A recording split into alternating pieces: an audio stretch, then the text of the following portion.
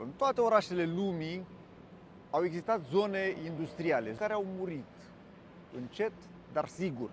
Ei bine, și aici platforma industrială de la Republica, sau 23 august, cum vrei să spunem, este o zonă de acest fel.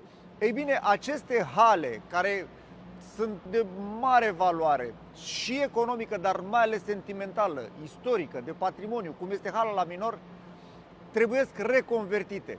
S-au pierdut multe locuri de muncă din cauza că au căzut aceste zone industriale și noi trebuie să generăm, să creăm alte locuri de muncă mai bine plătite, mai bune, mai confortabile, fără poluare și da, avem soluții prin reconversia acestor clădiri, prin reconversia acestor zone și prin dezvoltarea unor domenii de economie foarte pretabile pentru zona de oraș, putem să creăm multe locuri de muncă.